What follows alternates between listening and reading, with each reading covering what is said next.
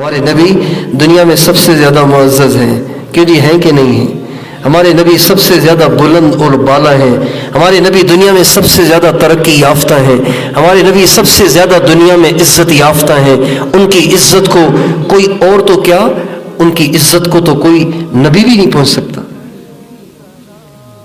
ایسی اللہ نے ان کو عزت دی ہے۔ اللہ اکبر۔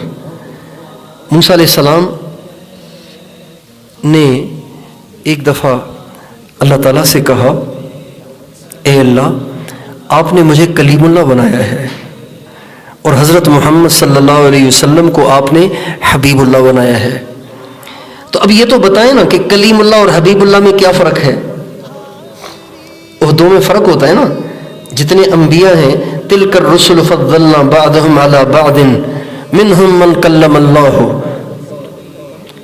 انبیاء میں بھی فرق ہے، کسی نبی کا درجہ بہت بڑا، کسی نبی کا درجہ اس بڑے درجے کے نبی سے چھوٹے درجے کا، تو انبیاء میں بھی درجات ہیں۔ تو موسیٰ علیہ السلام نے کہا، اے اللہ، کلیم اللہ میں اور حبیب اللہ میں کیا فرق ہے؟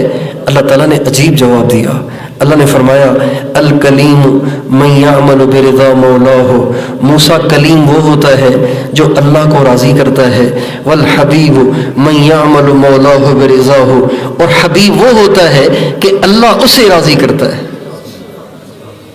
موسیٰ علیہ السلام سے اللہ تعالیٰ نے فرمایا کہ تمہیں اگر تورات چاہیے تو 70 آدمی لے کے کوہ طور پہ آ جاؤ۔ موسیٰ علیہ السلام 70 آدمی لے کے چلے، جب کوہ طور قریب آیا تو موسیٰ علیہ السلام جلدی جلدی اوپر چڑھ گئے، قوم پیچھے رہ گئی۔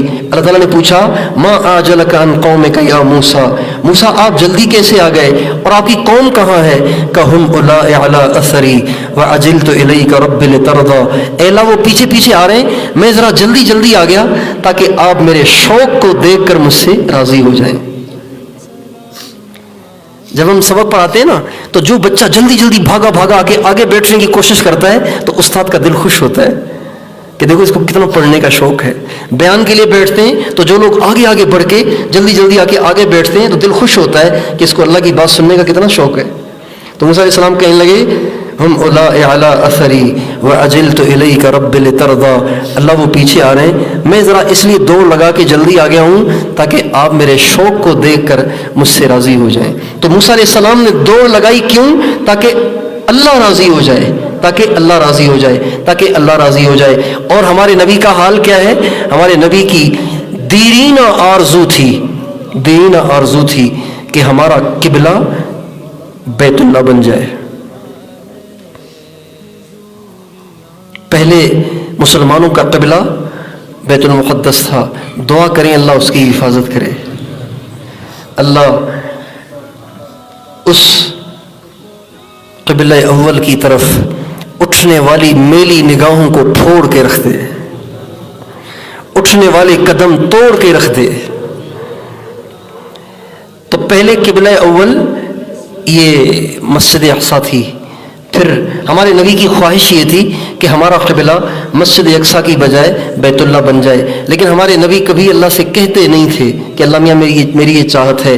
ایک دفعہ آپ نماز میں کھڑے ہوئے تھے تو دوران نماز ہمارے نبی کی دل میں اس خواہش نے اتنا زور پکڑا کہ بار بار آپ کی دوران نماز نگاہ اوپر اٹھ جاتی تھی کہ شاید اللہ تعالیٰ میرے دل کا حال جان کر میری مرضی کا فیصلہ اتار دے۔ آپ نماز پڑھ رہے ہیں، دوران نماز آپ کے دل میں اس خواہش نے زور پکڑا تو اللہ کو اتنا ترس آیا، اللہ کو اتنا پیار آیا اپنے نبی پہ، اور اللہ پاک نے اتنا اہتمام فرمایا اپنے نبی کی اس خواہش کو پورا کرنے کا کہ اللہ تعالیٰ نے اس کا بھی انتظار نہ کیا کہ میرا نبی سلام پھیر لے، سلام پھیرنے کے بعد میں اپنے نبی سے کہوں کہ میرے نبی اب تک تو نمازیں پڑھی مسجد اقصیٰ کی طرف، اب اگلی نماز آپ نے پڑھنی ہے بیت اللہ کی طرف منہ کر کے۔ اللہ تعالیٰ نے اس کا بھی انتظار نہ کیا بلکہ دوران نماز وہی اترنا شروع ہو گئی۔